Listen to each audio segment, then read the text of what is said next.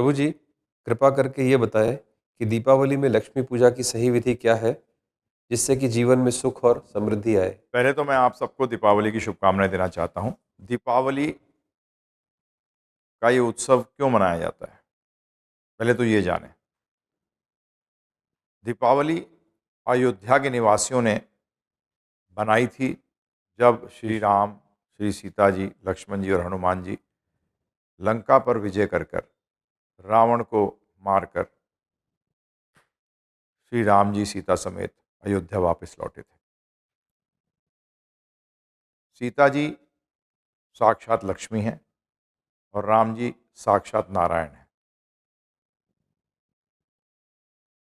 यदि आपको जीवन में, जैसे कि आपने प्रश्न किया है, स्थायी लक्ष्मी चाहिए, जीवन में लक्ष्मी द्वारा सुख और समृद्धि चाहिए, तो इसकी विधि तो ये है कि आप दीपावली के दिन राम दरबार की पूजा करें। अपने घर को अयोध्या बनाएं, ना कि लंका। आप कहोगे क्या अर्थ हुआ इसका कि लंका बनना बनाएं, अयोध्या बनाएं? बड़ा सरल है समझना। आप लोग सब जानते हैं कि रावण राम जी को सीता जी से अलग करके सीता जी का अपहरण करके ले आए थे। राम जी कौन है? नारायण। तो रावण ने लक्ष्मी जी को नारायण से अलग किया था और सिर्फ लक्ष्मी जी को चाहा था। ऐसा करने से रावण के साथ क्या हुआ? बर्बाद हो गया, खत्म हो गया। उसका पूरी लंका की तहस नहस हो गया, उसका पूरा परिवार कुल खत्म हो गया। तो क्या आप ऐसा कुछ तो नहीं कर रहे जिसके कारण आप अपने घर को लंका बना रहे हैं?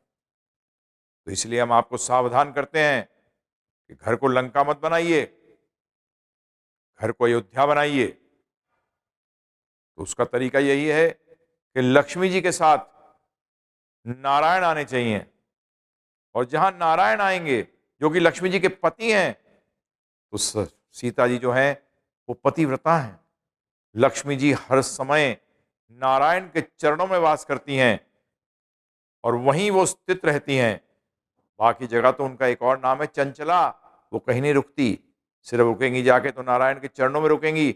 इसीलिए इस दीपावली पर सीताराम लक्ष्मण हनुमान जी की पूजा करिए, उपासना करिए, तो आपके जीवन में लक्ष्मी जी स्थायी रूप से वास करेंगी। क्योंकि जब राम जी आएंगे तो लक्ष्मी जी का तो आना स्वाभाविक है, इसमें तो कोई दो राय है ही नहीं। और राम जी जब आएंगे तो क्या करेंगे आप? राम जी तो लंका में भी आए थे, परंतु रावण को मार के आए थे। तो आपको क्या करना पड़ेगा? आपको एक ही कार्य करना पड़ेगा कि अपने जीवन के अंदर राम राज्य स्थापित करना पड़ेगा। अपने जीवन के अंदर अयोध्या बनानी पड़ेगी, अपने घर को अयोध्या बनाना पड़ेगा।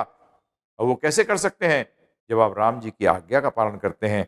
जब आप राम जी की आज्ञा का पालन करेंगे तो आपके जीवन में राम राज्य स्थापित हो जाएगा। तो ये कैसे करें?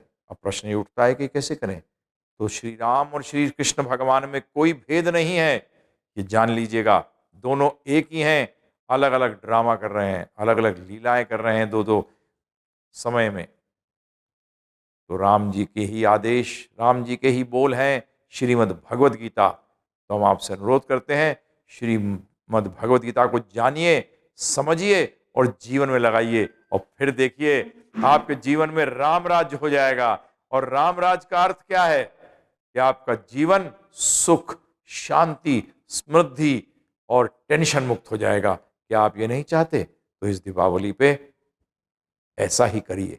राम दरबार की पूजा और भगवत गीता का ज्ञान अपने जीवन में उपहार रूप लीजिए। सबको उपहार देते हैं, अरे एक उपहार अपने लिए भी तो ले लीजिए, और वो उपहार है भगवत गीता का ज्ञान, राम जी का आपके जीवन में आगमन, जिससे कि लक्ष्मी जी तो स्वतः आएंगी और रुकेंगी, टिकेंगी, कहीं नहीं जाएंगी। दीपावली की शुभकामनाएं।